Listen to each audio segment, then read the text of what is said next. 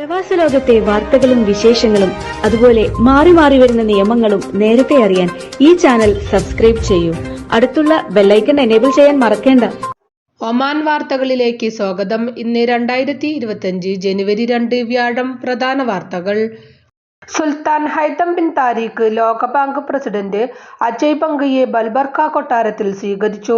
ഇവിടെ നടന്ന ഉന്നതതല യോഗത്തിൽ നിർണായക സാമ്പത്തിക വികസന വിഷയങ്ങൾ ചർച്ച ചെയ്തു. ആഗോള പങ്കാളിത്തത്തിലൂടെ സാമ്പത്തിക അജണ്ടകൾ മുന്നോട്ട് കൊണ്ടുപോകുന്നതിനുള്ള സുൽത്താനേറ്റിന്റെ പ്രതിബദ്ധതയെയും എടുത്തു പറഞ്ഞു. വിവിധ മേഖലകളിൽ ഒമാനും ലോകബാങ്കും തമ്മിലുള്ള സഹകരണം ശക്തിപ്പെടുത്തുന്നതിനുള്ള വഴികളും ചർച്ചയിൽ ഉയർന്നുവന്നു. ധോഫാർ ഗവർണറേറ്റിലെ രണ്ടിടങ്ങളിൽ നേരിയ ഭൂചലനം രേഖപ്പെടുത്തി. സലീം വിലായത്തിലും ഹല്ലാനിയത്ത് ദ്വീപുകളിലുമാണ് തിങ്കളാഴ്ച രാവിലെ 11:45-നാണ് ഭൂചലനമുണ്ടായതെന്ന് സുൽത്താൻ കാബൂസ് സർവകലാശാലയിലെ ഭൂകമ്പ നിരീക്ഷണ കേന്ദ്രം റിപ്പോർട്ട് ചെയ്തത്. റിക്ടർ സ്കെയിലിൽ 3.0 തീവ്രത രേഖപ്പെടുത്തിയ ഭൂചലനത്തിന്റെ പ്രഭവ കേന്ദ്രം സലാലയിൽ നിന്ന് ഏകദേശം 190 കിലോമീറ്റർ വടക്കുകിഴക്കായാണ്. നെറ്റ്വർക്ക് ഓപ്പറേഷൻ സെന്ററുകളിൽ സ്വദേശിവൽക്കരണം ശക്തിപ്പെടുത്തി ടെലികമ്മ്യൂണിക്കേഷൻസ് റെഗുലേറ്ററി അതോറിറ്റി. വിദേശികൾക്ക് ഇനി ഈ മേഖലയിൽ പരമാവധി 6% മാത്രമായിരിക്കും തൊഴിൽ അവസരം. ഇത് സംബന്ധിച്ച തീരുമാനം അധികൃതർ പുറപ്പെടുവിച്ചു. ടെലികമ്മ്യൂണിക്കേഷൻ മേഖല കൈകാര്യം ചെയ്യുന്നതിൽ സ്വദേശി തൊഴിലാളികളുടെ പങ്ക് വർദ്ധിപ്പിക്കുകയെന്ന ലക്ഷ്യത്തിലാണ് നടപടി. പുതിയ തീരുമാനമനുസരിച്ച് നിലവിൽ നിശ്ചിത സ്വദേശിവൽക്കരണം പാലിക്കാത്ത കമ്പനികൾക്ക് അത് നടപ്പാക്കാനായി 8 മാസത്തെ ഗ്രേസ് പീരീഡ് അനുവദിക്കും. ഈ കാലയളവിൽ നടപ്പിൽ വരുത്തുന്ന ക്രമീകരണങ്ങളെക്കുറിച്ച് പദ്ധതി സമർപ്പിക്കണം. അത് അവലോകനം ചെയ്ത് അംഗീകാരം നൽകും. സ്വദേശിവൽക്കരണം നടപ്പാക്കുന്നുണ്ടെന്ന് ഉറപ്പാക്കാൻ പ്രതിമാസ പുരോഗതി റിപ്പോർട്ടുകളും സമർപ്പിക്കണം. ഒമാനി പ്രൊഫഷണലുകൾക്ക് തൊഴിൽ അവസരങ്ങൾ സൃഷ്ടിക്കുന്നതിനും NOCകൾ ഫലപ്രദമായി കൈകാര്യം ചെയ്യുന്നതിനുമുള്ള വിപുലമായ മന്ത്രാലയത്തിന്റെ ഭാഗമായാണ് ഈ നീക്കം. പ്രാദേശിക പ്രതിഭകളുടെ സംഭാവന ഉറപ്പാക്കി ടെലികമ്മ്യൂണിക്കേഷൻ മേഖലയ്ക്കുള്ളിലെ സ്വദേശിവൽക്കരണ ശ്രമങ്ങളെ ശക്തിപ്പെടുത്താനാണ് അധികൃതർ ഉദ്ദേശിക്കുന്നത്. ട്രാൻസ്പോർട്ട് ലോജിസ്റ്റിക് മേഖലയിൽ മന്ത്രാലയം പ്രഖ്യാപിച്ച സ്വദേശിവൽക്കരണം പ്രാബല്യത്തിലാകുന്നു. ഈ വർഷം ആദ്യഘട്ടത്തിൽ പ്രാരംഭ സ്വദേശിവൽക്കരണ നിരക്കുകൾ 20% മുതൽ 50% വരെ ആയിരിക്കും. ക്രമേണ ഇത് 100% വരെ എത്തിക്കും. ആശയവിനിമയ വിവരസാങ്കേതിക മേഖലയിലെ സ്വദേശിവൽക്കരണ നിരക്ക് 2026ഓടെ 50 മുതൽ 100% വരെ ആയി ഉയരും. ഗതാഗതം, ലോജിസ്റ്റിക്സ്, കമ്മ്യൂണിക്കേഷൻ, ഇൻഫർമേഷൻ ടെക്നോളജി മേഖലകളിൽ സ്വദേശികൾക്ക് തൊഴിലവസരങ്ങൾ വർദ്ധിപ്പിക്കുന്നതിന് നിരവധി സംരംഭങ്ങൾ നടപ്പാക്കുന്നുവെന്ന് ഗതാഗത, ആശയവിനിമയ, വിവരസാങ്കേതിക മന്ത്രാലയം കഴിഞ്ഞ വർഷം പ്രഖ്യാപിച്ചിരുന്നു. ഒമാൻ വിഷൻ 2040-ന് അനുസൃതമായി തൊഴിൽ വിപണി നിയന്ത്രിക്കുന്നതിനും ഒമാനികൾക്ക് തൊഴിലവസരങ്ങൾ സൃഷ്ടിക്കുന്നതിനുമുള്ള മന്ത്രാലയത്തിന്റെ ശ്രമങ്ങളുടെ ഭാഗമായാണ് സ്വദേശിവൽക്കരണം. വിവിധ മേഖലകളിൽ ഒമാനികൾക്ക് മാത്രമായി മന്ത്രാലയം പ്രത്യേക ജോലികൾ അനുവദിക്കും. തൊഴിൽ മന്ത്രാലയവുമായി ഏകോപിപ്പിച്ച് ആവശ്യമായ നടപടിക്രമങ്ങൾ പൂർത്തിയാക്കിയതിനു ശേഷം ഈ മാസം മുതൽ സ്വദേശിവൽക്കരണ പദ്ധതികൾ ആരംഭിക്കും. 2027 അവസാനം വരെ തുടരും. ഓരോ വർഷത്തേക്കും ലക്ഷ്യങ്ങളും നിശ്ചയിച്ചിട്ടുണ്ട്. കഴിഞ്ഞ വർഷം ഗതാഗത ലോജിസ്റ്റിക് മേഖലയിൽ 20%, കമ്മ്യൂണിക്കേഷൻസ് ഇൻഫർമേഷൻ ടെക്നോളജി മേഖലയിൽ 31%മാണ് സ്വദേശിവൽക്കരണം ലക്ഷ്യമിട്ടിരുന്നത്. ഇത് പൂർത്തീകരിക്കാൻ മന്ത്രാലയത്തിന് സാധിച്ചിരുന്നു. 2040ഓടെ ഈ മേഖലകളിലെ പ്രൊഫഷണൽ ജോലികൾ പൂർണ്ണമായും സ്വദേശിവൽക്കരിക്കുകയാണ് മന്ത്രാലയം ലക്ഷ്യമിടുന്നത്. ഗതാഗതം, ലോജിസ്റ്റിക്സ്, കമ്മ്യൂണിക്കേഷൻസ്, ഇൻഫർമേഷൻ ടെക്നോളജി എന്നീ മേഖലകളിൽ യോഗ്യരായ ഒമാനി കേഡർമാരെ പ്രവാസികൾക്ക് പകരം നിയമിക്കാനാണ് സ്വദേശിവൽക്കരണത്തിലൂടെ അധികൃതർ ശ്രമിക്കുന്നത്. തലസ്ഥാന നഗരിക്ക് ഉത്സവരാവുകൾ സമ്മാനിച്ച് മസ്കത്ത് നൈറ്റ്സ് ഫെസ്റ്റിവൽ പുരോഗമിക്കുന്നു.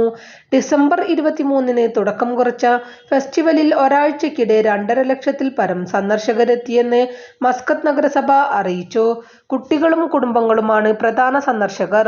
ഗുറം natural park, Amerat park, Naseem garden എന്നിവിടങ്ങളിലാണ് കൂടുതൽ സന്ദർശകരെത്തിയത്. 7 വേദികളിൽ ജനുവരി 21 വരെ അരങ്ങേറുന്ന മസ്കത്ത് നൈറ്റ്സിൽ ഇത്തവണ Al Hail beach, Wadi Al Khoudh, Oman convention and exhibition centre, Oman automobile association എന്നിവിടങ്ങളും വ്യത്യസ്ത ആഘോഷ പരിപാടികൾ ഓരോ ദിവസവും അരങ്ങേറുന്നുണ്ട്.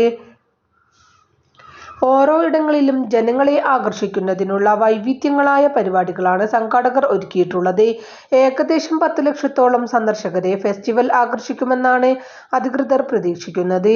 സുന്നി വിദ്യാഭ്യാസ ബോർഡിന്റെ കീഴിൽ ഇന്ത്യക്കകത്തും വിദേശത്തും ഉള്ള മദ്രസകളിൽ പഠിക്കുന്ന പ്രതിഭകളായ വിദ്യാർത്ഥികളെ കണ്ടെത്തുന്നതിനും പ്രോത്സാഹനം നൽകുന്നതിനും വേണ്ടി ICF വിദ്യാഭ്യാസ സമിതിയുടെ സഹകരണത്തോടെ സുന്നി ജമിയത്തുൽ മുഅല്ലിമീൻ ഒമാൻ റേഞ്ച് കമ്മിറ്റിയുടെ നേതൃത്വത്തിൽ നടത്തിയ സ്മാർട്ട് സ്കോളർഷിപ്പ് പരീക്ഷയിൽ ഒമാനിലെ വിദ്യാർത്ഥികൾ തിളക്കമാർന്ന വിജയം നേടി.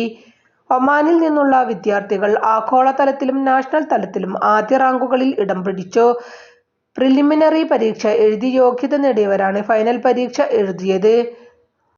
മലയാള സാഹിത്യ ചരിത്രത്തിൽ പ്രൗഢമായൊരധ്യായം എഴുതിച്ചേർത്ത മലയാളിയുടെ പ്രിയ കഥാകാരൻ MTയുടെ വിയോഗത്തിൽ മലയാളം മിഷൻ ഒമാൻ അനുശോചന യോഗം സംഘടിപ്പിച്ചു.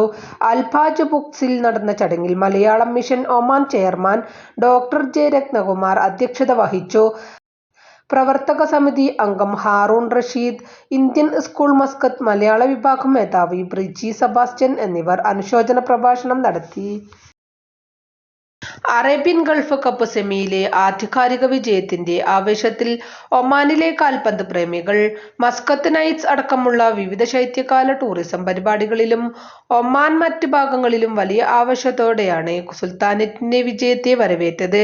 ശനിയാഴ്ച നടക്കുന്ന ഫൈനലിൽ ബഹ്റൈനാണ് എതിരാളികൾ. ചൊവ്വാഴ്ച നടന്ന രണ്ടാമത്തെ സെമിയിൽ ആതിഥേയരായ കുവൈത്തിനെ ഏകപക്ഷീയമായ 1 ഗോളിന് തോൽപ്പിച്ചാണ് കലാശക്കളിയിലേക്ക് ബഹ്റൈൻ യോഗ്യത നേടിയത്. ഗ്രൂപ്പ് ഘട്ടത്തിലെ 3 കളികളിൽ 2 വിജയവും 1 സമനിലയും സെമി ഫൈനലിലെ മിന്നും ജയമടക്കം 1 തോൽവിയും അറിയാതെയാണ് ഒമാന്റെ ഫൈനൽ പ്രവേശനം. കഴിഞ്ഞ വർഷം ഇറാഖിലെ ബസ്രയിൽ നടന്ന കലാശക്കളിയിൽ അവസാന നിമിഷം കൈവിട്ട കിരീടം ഇത്തവണ റഷീദ് ജാബിറിന്റെ കുട്ടികൾ സുൽത്താനറ്റിന്റെ മണ്ണിൽ എത്തിക്കുമെന്ന പ്രതീക്ഷയിലാണ് ആരാധകർ. ശക്തരായ സൗദിയെ 2-1 തകർക്കാൻ കഴിഞ്ഞതിന്റെ ആത്മവിശ്വാസവുമായിട്ടാണ് കലാശക്കളിയിലേക്ക് ഒമാൻ ഒരുങ്ങുന്നത്. രണ്ടാം പകുതിയിലായിരുന്നു 3 ഗോളുകളും. അർഷാദ് അലാവി, അലി അൽ ബുസൈദി എന്നിവരാണ് ഒമാനു വേണ്ടി വലകുലുക്കിയത്. സൗദിയുടെ ആശ്വാസ ഗോൾ മുഹമ്മദ് കന്നോയുടെ വകയായിരുന്നു. പന്തടക്കത്തിലും കളിമികവിലും എതിരാളികൾ ആധിപത്യം പുലർത്തിയെങ്കിലും അവസാന നിമിഷം വരെ ഉറച്ച മനസാന്നിധ്യത്തോടെയുള്ള പോരാട്ടമാണ് ഒമാനെ വിജയവഴിയിൽ എത്തിച്ചത്.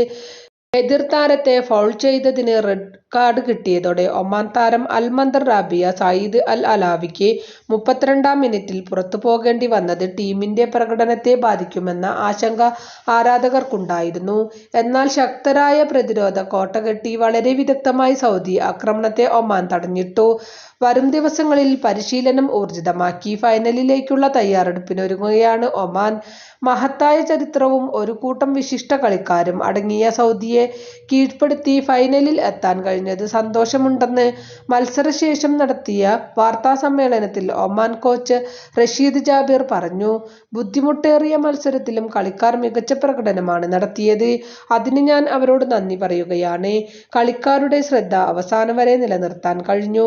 പോരായ്മകൾക്കിടയിലും കടന്നുപോകാനുള്ള ഞങ്ങളുടെ കഴിവിനെക്കുറിച്ച് ഹാഫ് ടൈമിൽ കളിക്കാരോട് സംസാരിച്ചിരുന്നെന്നും അദ്ദേഹം പറഞ്ഞു.